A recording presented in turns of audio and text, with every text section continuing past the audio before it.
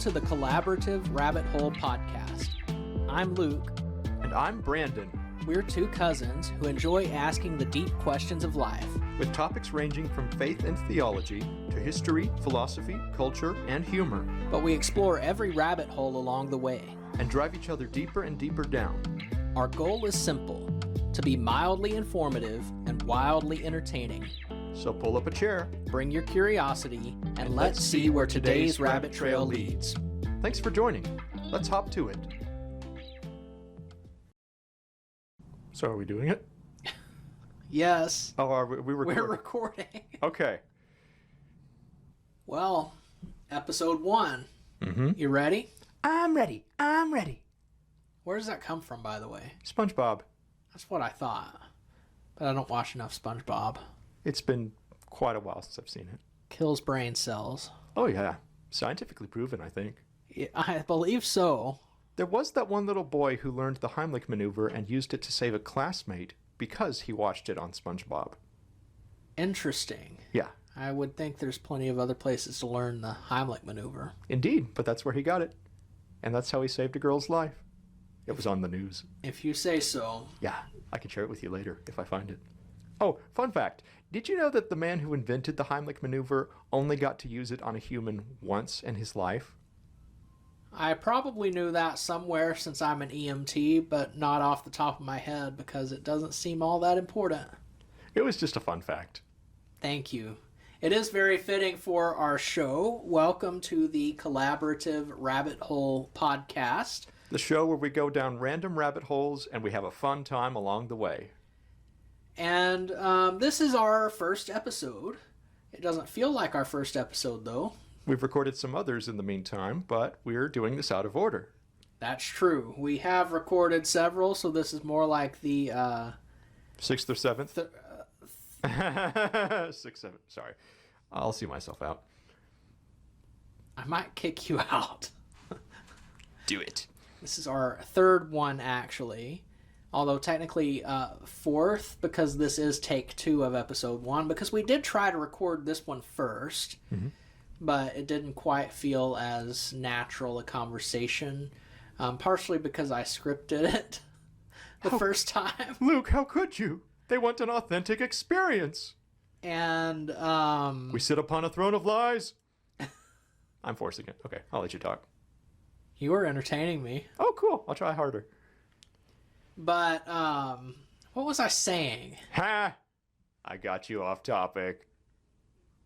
We were talking about how we... Right. Re-recording.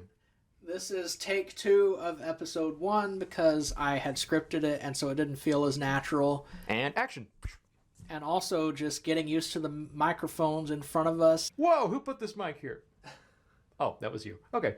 What were you saying? And troubleshooting, and the audio was not very good on that first recording, and so we're trying it again anyway. This time without the script, and it's already crazier than it had been with the script. But this really just shows you what the show is all about. We have these serious conversations, and yet they go down these crazy rabbit holes with lots of distractions and twists and turns, and ends up in a very unexpected place. And I think that's another reason it doesn't feel like the first episode, because even though this is our first official day of recording, this is really how our conversations go all the time. Mm-hmm. And that's part of the beauty of this podcast. Sometimes for this episode, I'm also letting my intrusive thoughts win. Not every time, but some of the time. Thank you for having some filter, at least. You're welcome. But since this is our very first episode, we should introduce ourselves. Sounds good to me. You go first. Hi, I'm Brandon. I'm an imaging clerk at a local bank. That means I digitize everything. People have no idea what it is when I tell them I'm an imaging clerk. So. And I'm sure that's exactly what our listeners are wondering about you. I read their minds. So I scan all the paperwork into the computer and I add all the information. I tie the customers to the loan. I tie the loan numbers, the date that the documents are dated, yada yada, and I keep things growing. And I'm curious, and I'm sure our listeners are too. Is this would you consider this a fulfilling job? Depends on the day. Oh no, what if my coworkers listen to this podcast? What do I do? Are they the reason it doesn't feel fulfilling? No, they're nice to me. It's just sometimes it does get a little monotonous, but other times it keeps my mind occupied. It's more a matter of when you do the same thing over and over again, sometimes it gets a little old, and then it's good to keep things interesting. Like, for example, I try to listen, like sometimes I listen to podcasts or audiobooks while I work, and that tends to help. Sometimes I occasionally have questions that either I write down or I might Google something, and I might go down a rabbit hole, and like I'll do a little bit of reading while I'm working, interspersing it throughout. Which does remind me, I do kind of want to do a sticky note episode sometime with one of your work sticky notes where you wrote down all these random questions and we can just look them up together. That would be fun. Sticky Subjects is the tentative title I have working on it. That sounds fun. So yeah, that could be really interesting.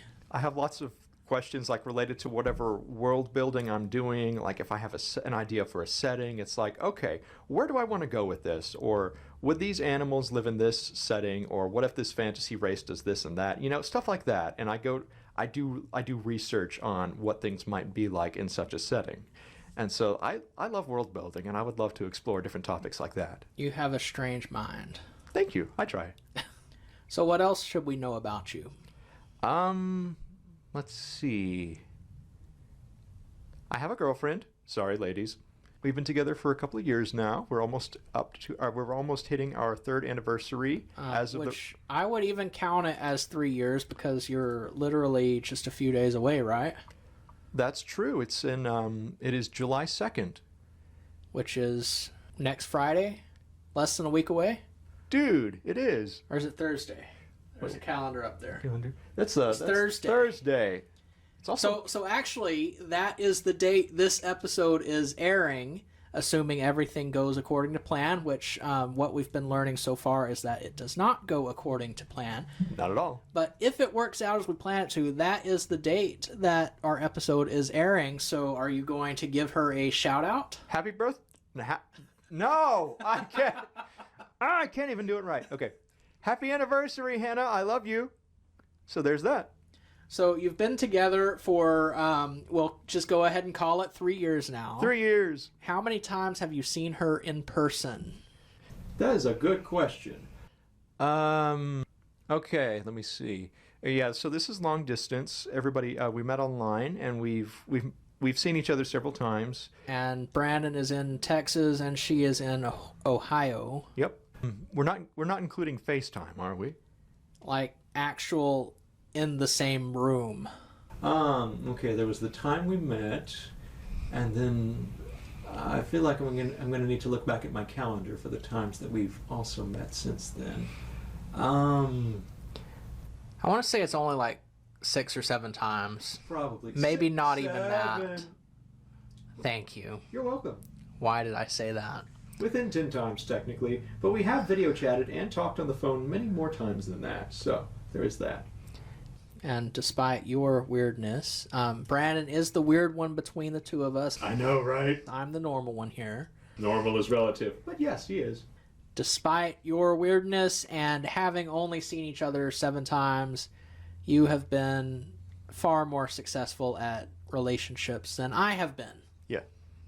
I mean, she initiated, to be fair. Like, she's the one who liked my profile, so there's that. Well, it would be a lot easier for me if they would initiate. Yeah. But any advice for all of our single listeners out there since you've had such great success? It's okay to not be in a relationship, and it's okay to take your time. It's easy to say that when you're in a relationship. I know, totally.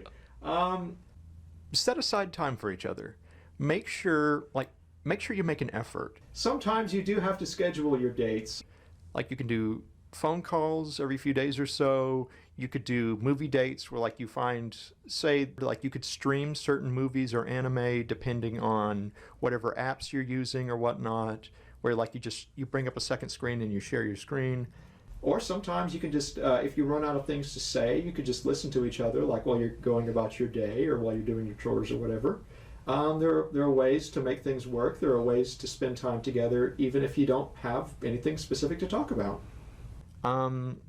Spend as much time together in person as you can. With long distance, that may be difficult to do, but yeah, spend as much time together. Also, spend time with their family if you can. Like, get to know their family. Because, like, if things do lead to an eventual marriage, you are marrying into their family. So you do want to get to know their family and to figure out, is this a family I could see myself joining? And she's got a great family, so yeah, that's a yes for me. But yeah, just spend as much time together as you can, but also give each other time to, well, have a life outside of the relationship. Like, you know, you still have your interests, you still have your work, you still have other friends, but what is it I hear on either other podcasts or videos? Be a complete person. Like, you want to be happy outside of the relationship, and then you bring your happiness into the relationship or something. Okay. This is from a guy who's long distance dating and isn't very experienced. This is what I hear from other people, so I'm just regurgitating what I've heard. And long distance can be hard, but it's one of those things where if you work for it, you can make it work. Okay. Good to know. Thank you. Because I figured you would have lots of wisdom for us. Oh. You think highly of me. I like that. Anything else we need to know about you? I don't know what to say. You act. Oh yeah, I do like that. I do like acting. That's a huge thing. How did you forget that? Well, it just didn't come to mind right away. Okay, so I am involved in local theater. Try saying that again where you're not wiping your nose. Okay, so this is local. Okay. I've been involved with them since at least 2003. No. That's a long time. 20 years later. I've been involved with them since at least 2023, possibly 2022, sometime at the end of the pandemic. So I've been doing several shows with them, some musicals, a few regular plays, but mostly the musicals, really. Anyway, that's been a good time. So where do you want to go with that? My dream is to be a voice actor.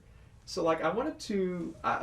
I'm not sure when exactly I wanted to start. I know I was interested in acting as early as high school, and so actually when I went to college, not theater, I went to college and I started out. I was going to be a theater major.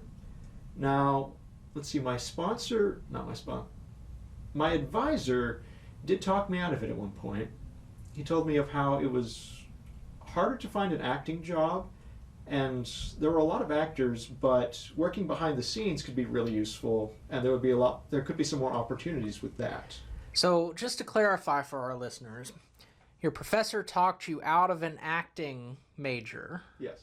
Because of the lack of opportunities associated with that kind of thing, right? Right. And so what did you major in instead?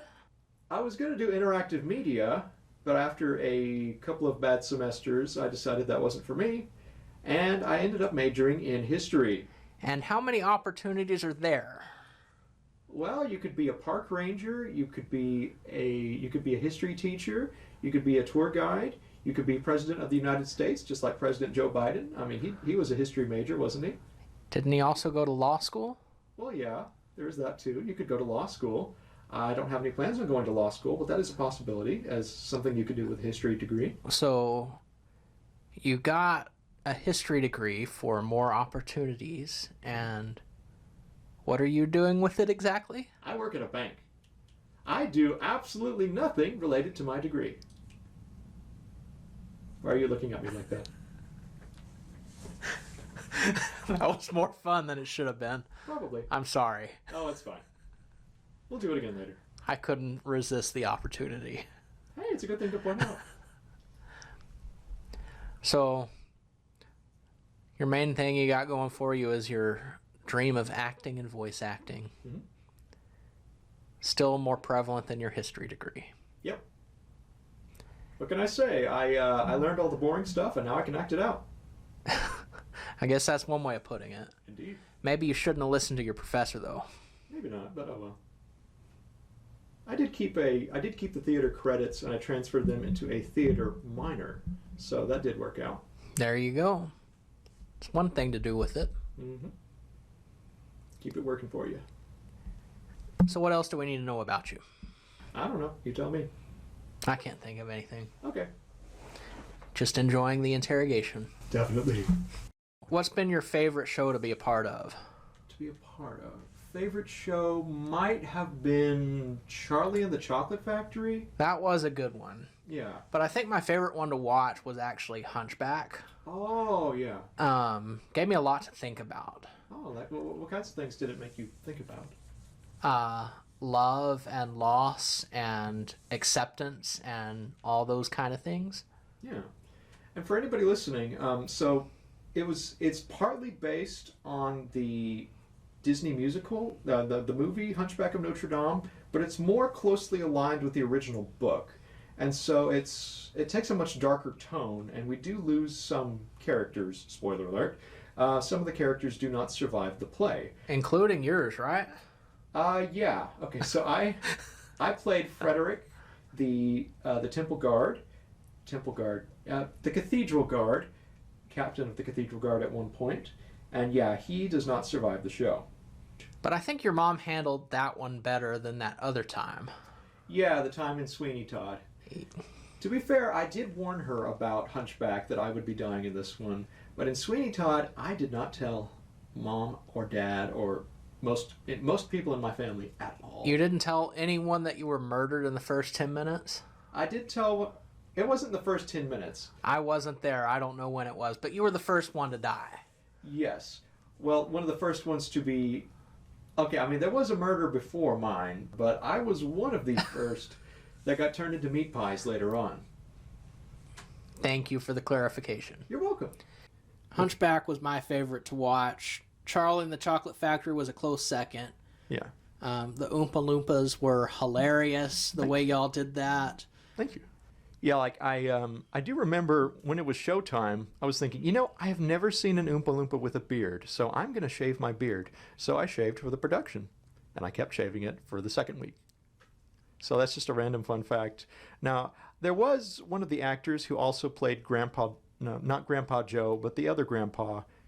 And so he kept his beard for the production. So he played the grandpa and an Oompa Loompa. And so he was a bearded Oompa Loompa, but I think he was the only one for our show. Perhaps you were more committed than he was. It's kind of weird when you put it that way. He was committed enough to do 2 roles in the same show, and he did a great job with it. We were both committed, and I was more worried about the beard than he was. He probably didn't think about it as much as me. I will say, though, you don't always have a beard. That's right. I shaved my face recently, and I have an interesting story behind that. Okay. Okay, so the other day, my manager found a magazine where there was this one lawyer. He looks a lot like me, and so she cut out a picture of the magazine and showed it to me, and I was like, I could see that. And so the day after, I was like, you know what? Let me just play into it. Let's have some fun. So I shaved my facial hair, and I brought a red tie, just like his picture. And so I brought it to work, and I was showing my coworkers, how about now? Do I look like him now?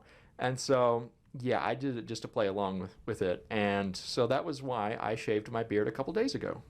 Well, that's funny, because a couple weeks ago, I took some kids to church camp. By the way, I am a youth minister. I was planning to say that in a few minutes when I introduce myself, but I guess you need that context now. Good timing. Because I was taking some kids to church camp, and there was a kid there who I've known him several years, but he comes up to me and he's got this picture of some guy on his phone.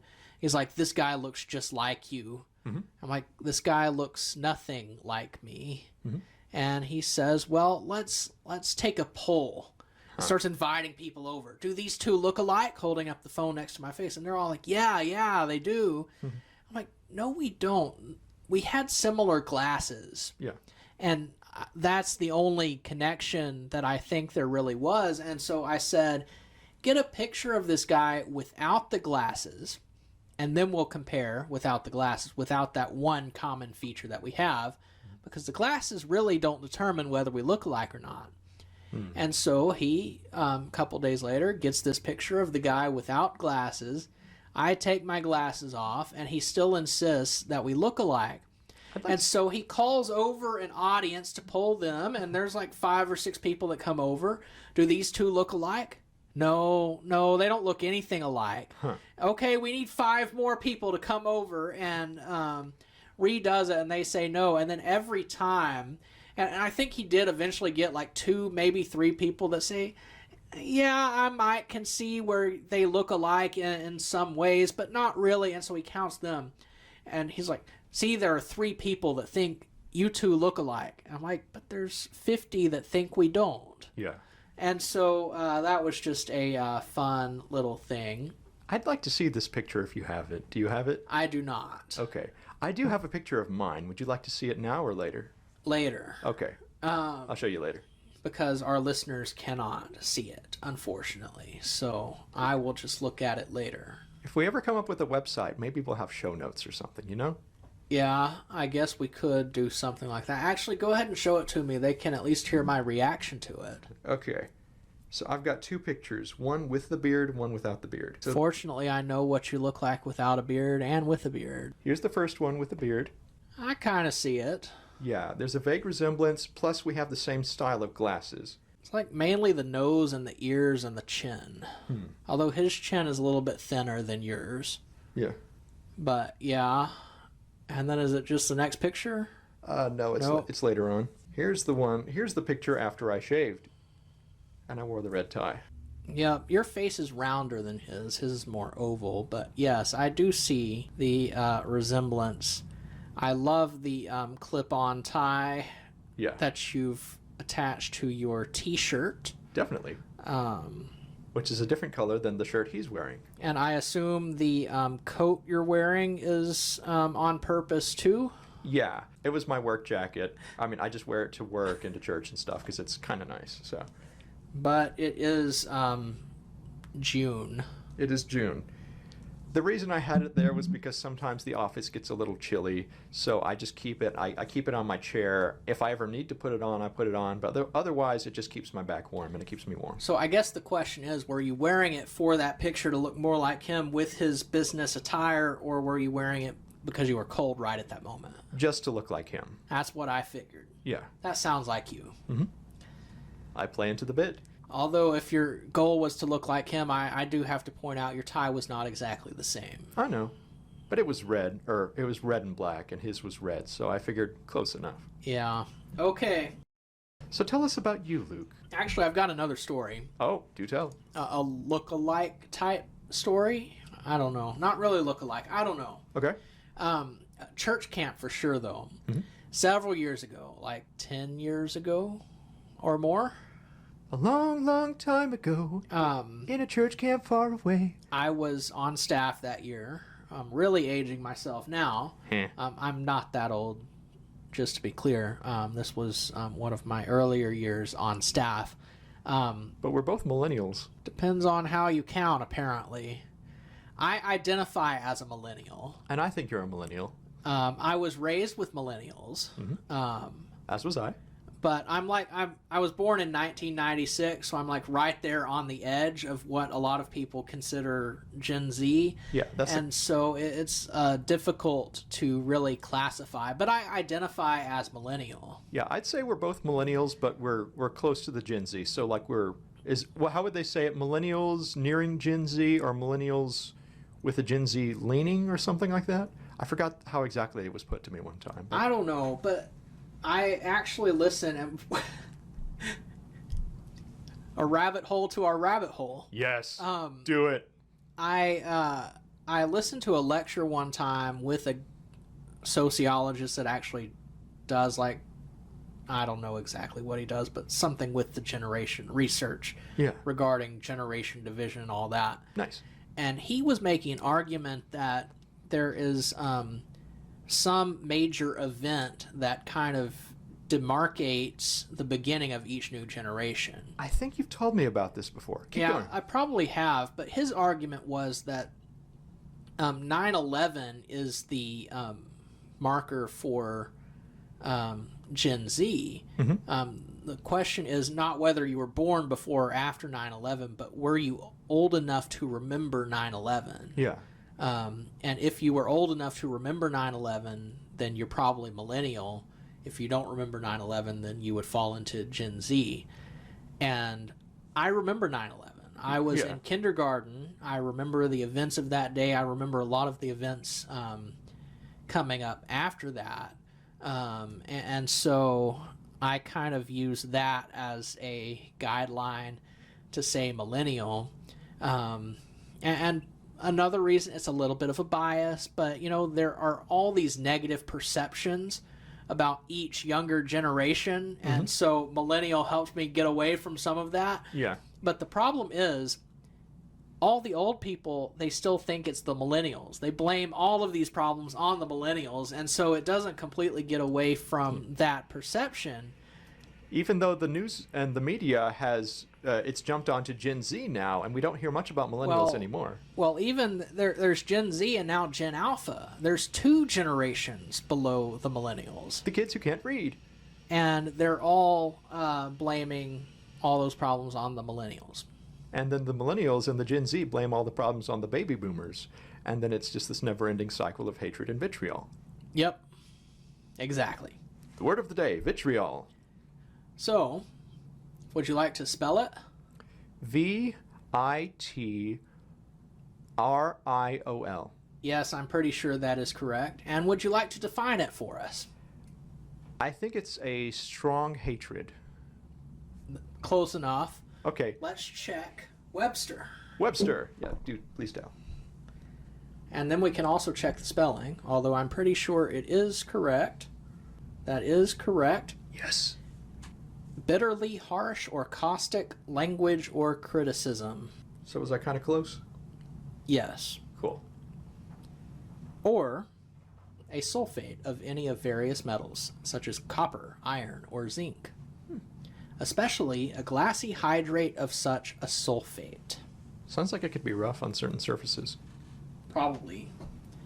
Which is how it relates to its other use, I suppose. What is its other use? The one we were just talking about? Right. Okay. I was like, wait, another use for the chemical? Oh, you meant the other use for the word. I meant the way you were using the word to begin with. I figured that. Okay. Our other definition. So, anyway, back to the original rabbit hole. Climbing out, which jumping back is in. now a rabbit hole to the rabbit hole to the rabbit hole. Yes. This is fun. Yes.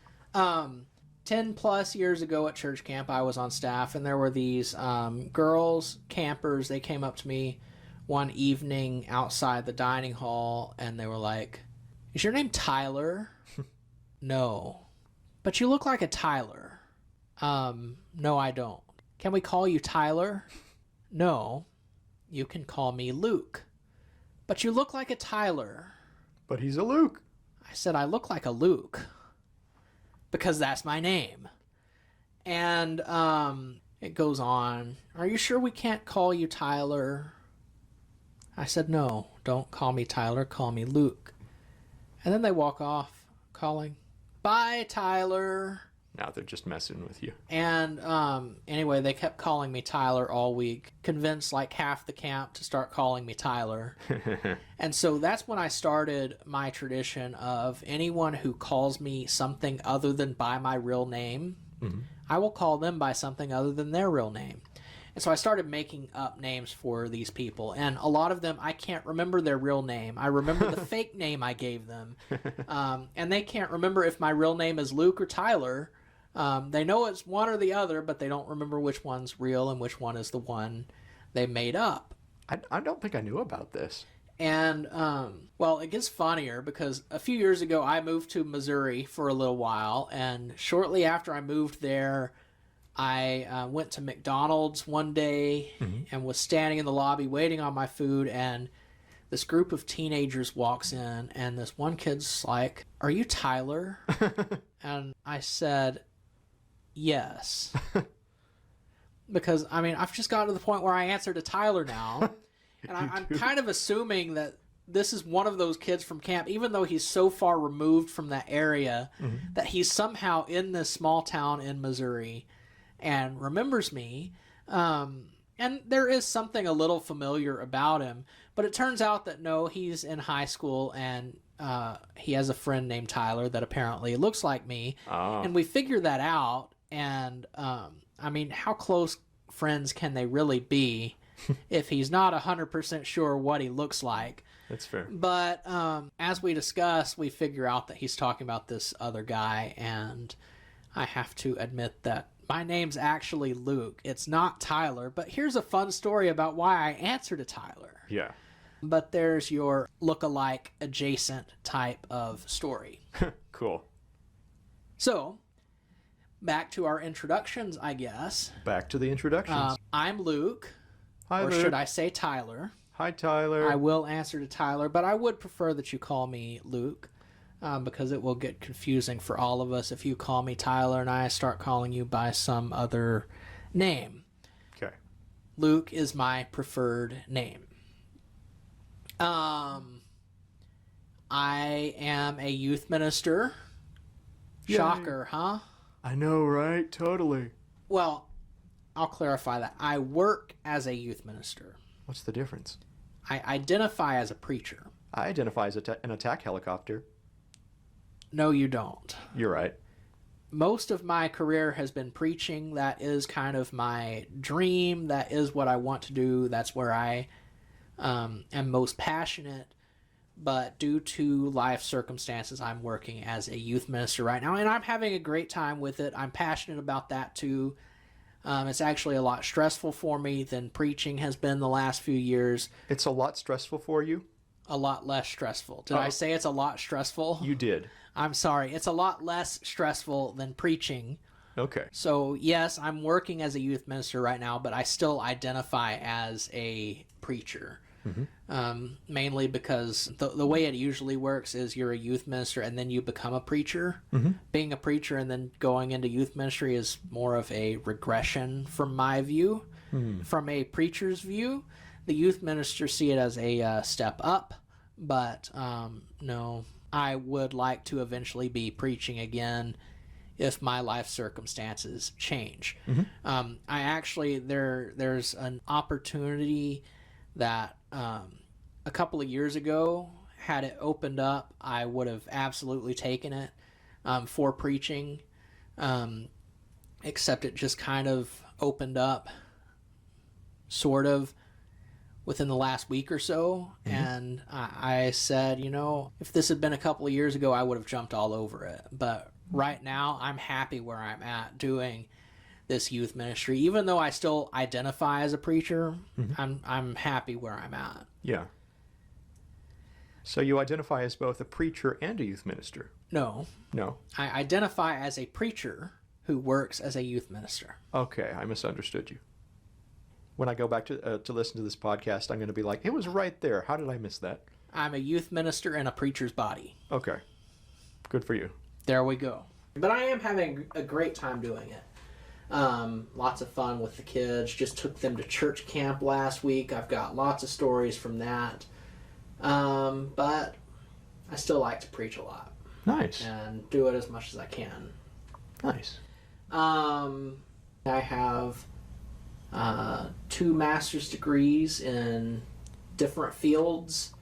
Somebody recently asked me, what do you call somebody with 2 master's degrees? And technically the answer is nothing. There's no title that comes with a master's degree or 2 master's degrees, but you may call me Grandmaster. Okay, Master Yoda. Grandmaster.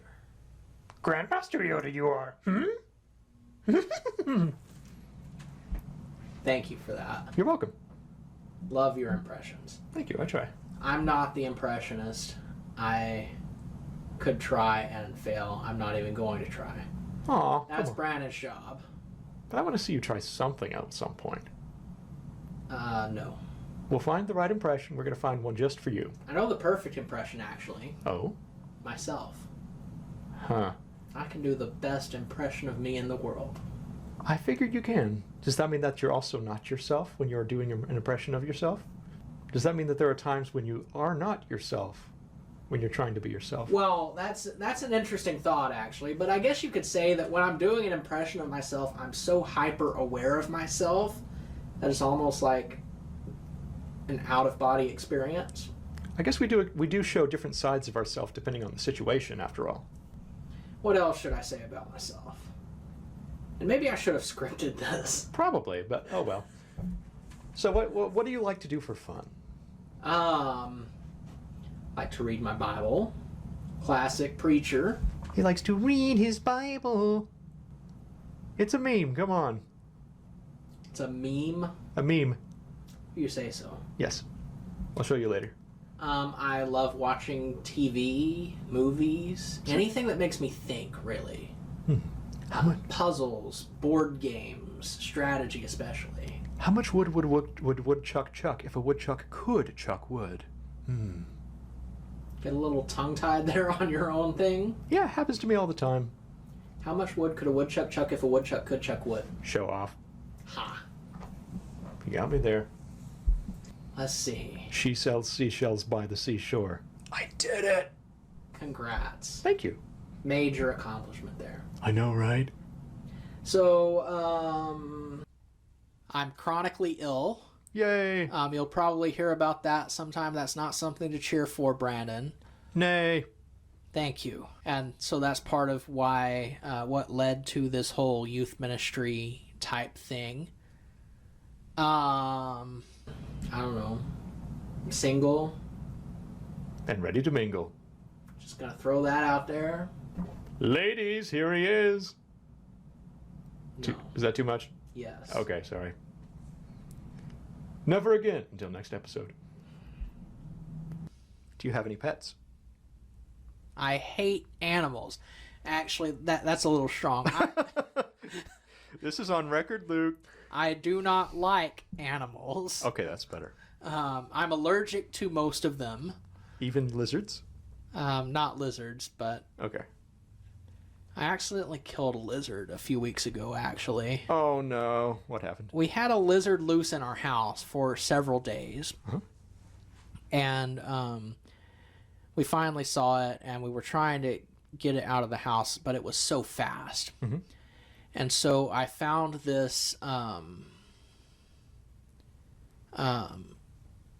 of a plastic tub that I put over to trap it in, and then I was going to, get it out. And anyway, I ended up just squishing it and accidentally suffocating it. And I was very sad.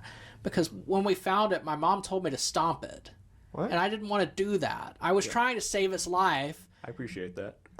But also get it out of the house, and accidentally killed it in the process of trying to save it. Yeah. And it was really sad. Yeah. I would be sad too. But, and especially like my 2-year-old niece was watching, and she wanted to see the lizard once I took it out, and it was dead by the time we saw it. So, but a nice circle of life lesson for her early on, I guess. It moves us all. But I was very disappointed by the outcome. I feel you. But yes, I generally do not like animals. Dogs especially. Don't like them. Is there a story behind it? I mean, not one that I remember. Like when I was a kid, there was a police dog that was visiting my friend's house the same day I was, and I was really dumb, and I hugged it twice. First time it tried to bite me, but it missed, so I thought it was licking me. The second time, well, my friend warned me, don't hug it. I heard it bit someone's eye out. Oh, it's fine. It just licked me.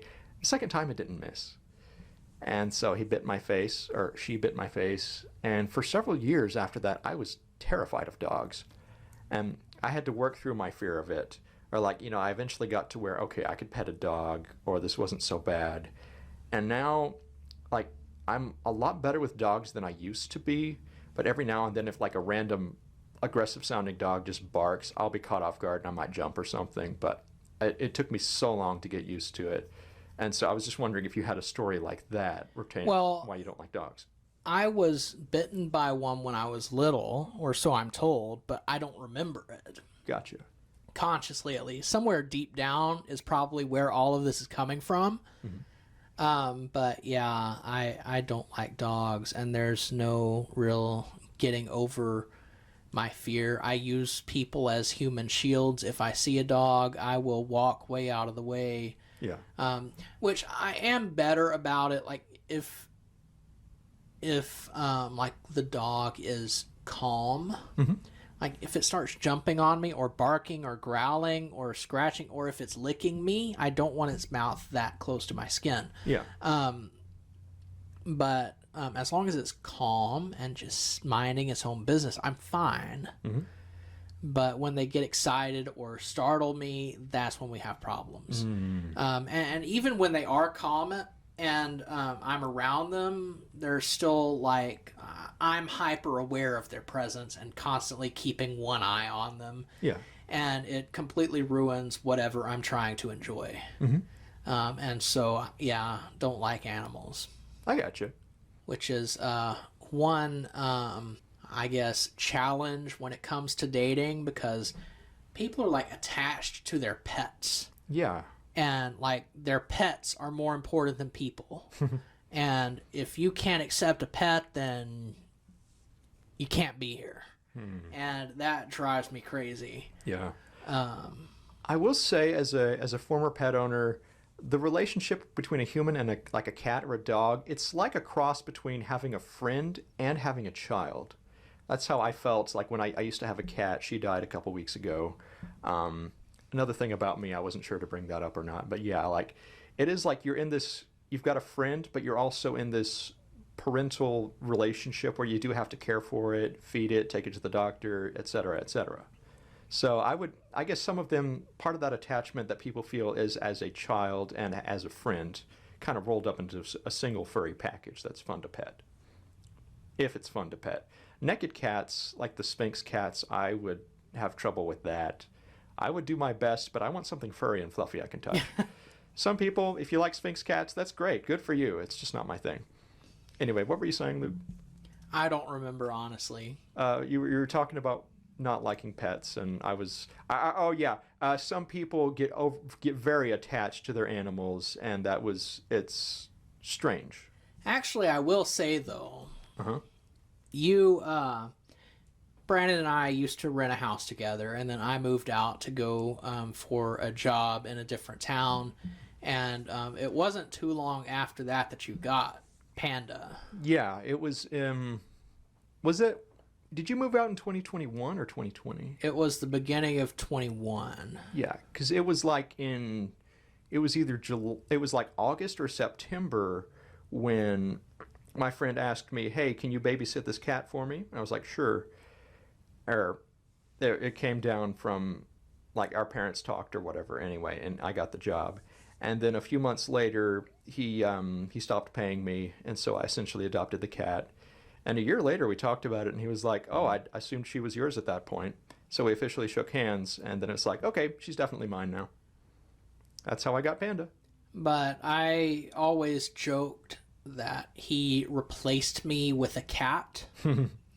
And there have been like several points since then where if you didn't have a cat, I would have moved back in and we could have worked out the rent situation again. Yeah.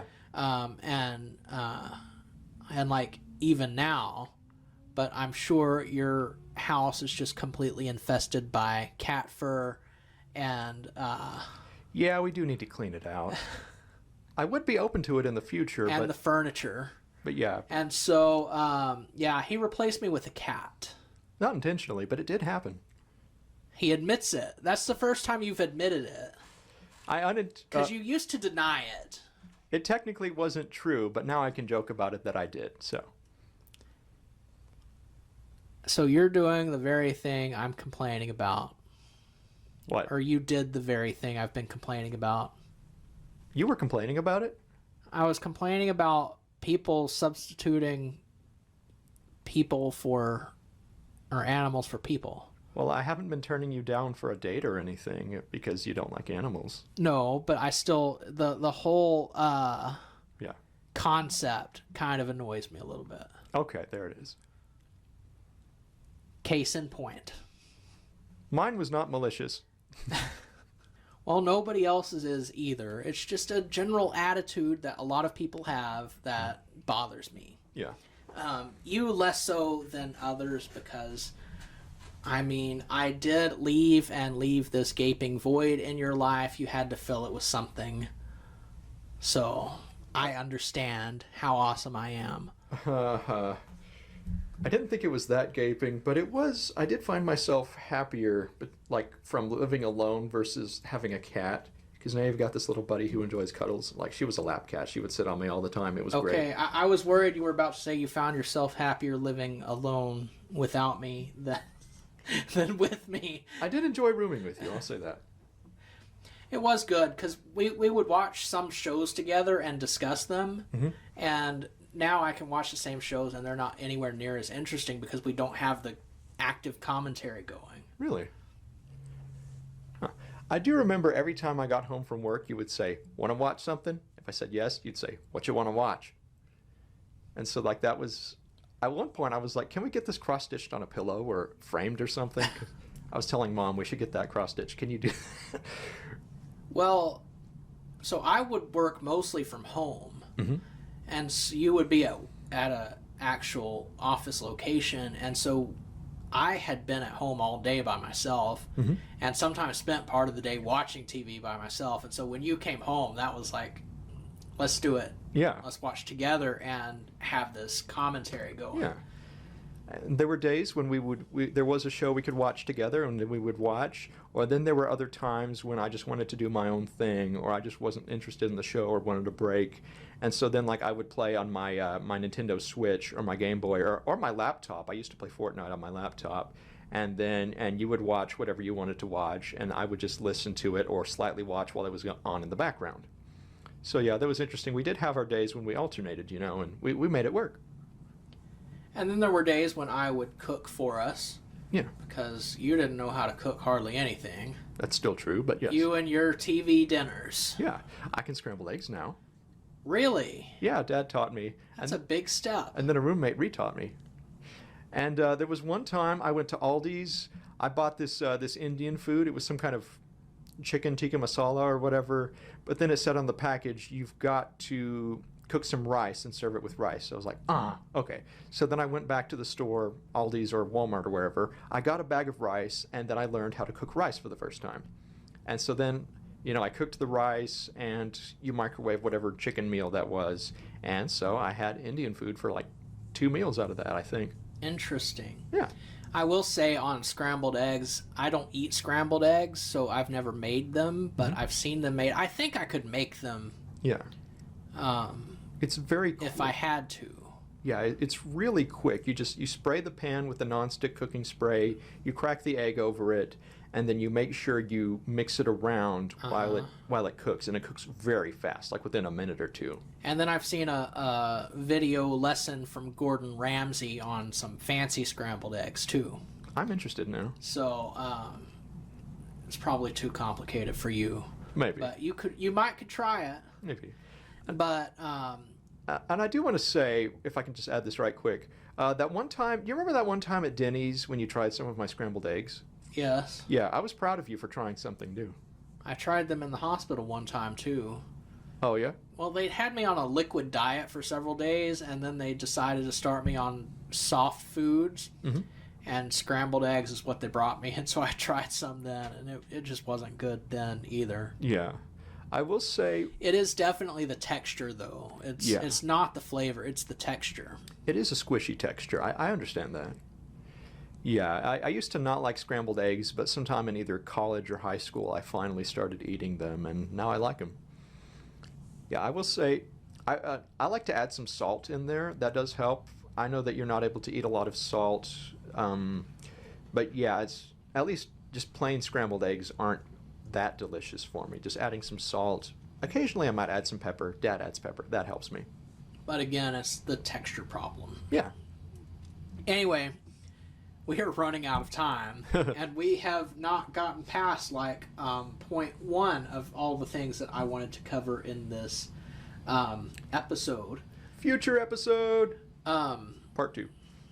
I think we need to get it over with in this. But I think our second point is just explaining what the podcast is, and I think you've actually kind of witnessed that today. We just have these random conversations and keep getting off topic and never really get anywhere, and none of it really ever matters. But it's fun. It is fun, and sometimes it's informative. Yeah. But we've heard a lot from other people that they just enjoy watching these conversations. From us or other people in general? Other people watching us talking. Us specifically? Yes. Okay. Like all the ladies at the game night we go to a lot on Saturday nights. Oh, okay.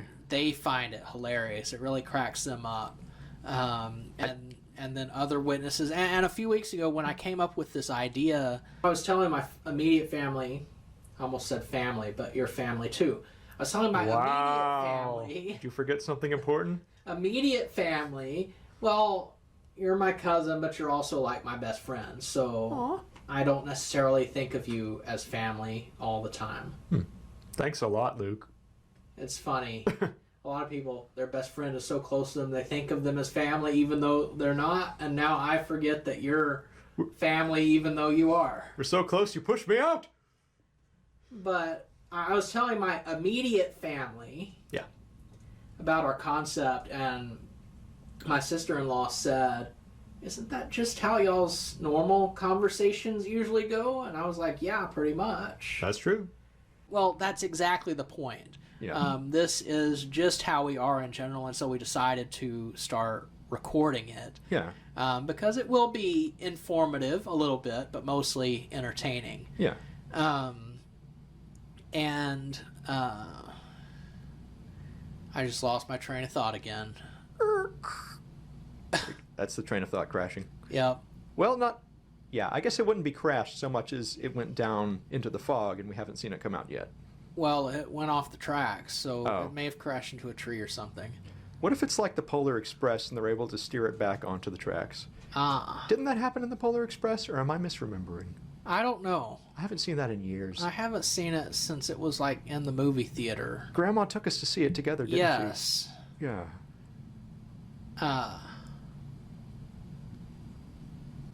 I don't know where I was going, but We should leave the awkward silence in. well, that does that does raise something else I'd thought about a little earlier. Have you told your family about the podcast? I've mentioned it, yeah. What was their response? I think they were like, "Oh, okay," or something like that. Really? I think so. I have mentioned it to a few people. Yeah. Like, who don't know me? No, they generally know you. Okay. Outside of the family, though? I mean, I told my girlfriend about it. Yeah. Yeah. Let's see. I told the family. I think. Oh yeah, I've mentioned it to a couple of friends at church, and they seemed interested in listening. Yeah. They also got you mixed up with another Luke, so I had to clear that up. You know The other Luke I know? Yeah, the one from church camp that we played. We played Betrayal at the house on the hill. That's exactly who I was thinking of. Yeah. So he's stationed with the Air Force in Germany, and so my friend was like, "Okay, so how are you guys going to do this overseas?" And I was like, "Oh no, this is Luke." Okay, I was wondering about that. Yeah. Well, I told Grandma about it when I saw her last Sunday, and Did she have to ask what a podcast is? that's exactly what it was. She said, "What is a podcast?" It's a radio show, but you can download it. That's exactly what I said. I said, it's a radio show, except it's not on the radio, it's on your phone. Yeah. But I've got a lot of people who are interested to listen. You already explained to us like why you wanted to start the podcast, right? Or was that, I know you got into it a little bit. Are you satisfied with how you answer, or would you like to say more? I'm wondering if that really is going to be episode 2. Oh. Because we are at 50 minutes and 45 seconds. Dude, okay. which was one of your concerns earlier. How are we going to fill up this space? And I told you, we've got plenty of ways to fill up the space. This is the way our conversations go. I've been pleasantly surprised by how much we're filling things up, and it's almost, I would say almost effortless at this point. Yeah, I think the main difficulty is actually trying to structure it into episodes and not go way over time. And also having my butt hurt after sitting in this chair for so long. That too. Too much information? Yes. Haha. Now all of China knows that my butt hurts. But yeah, I guess we can pick up with all of this, continue this thought in episode 2, which we were kind of planning to do anyway, just in a different way. But I guess this gives you a good preview of what our conversations are like and of what is to come in this podcast. Be prepared. Thank you. You're welcome. Do you have any final thoughts, Brandon? Nothing comes to mind at the moment, besides just breaking out in random songs. Well, with that, I guess we will just close with Welcome to Our World. Welcome to our world. No, like big announcer voice. Okay, that was my big announcer voice. Welcome to our world. What am I... Like you did it the other night. What did I say the other night? Welcome to our world. Welcome to our world. Welcome to our world. Is that too much?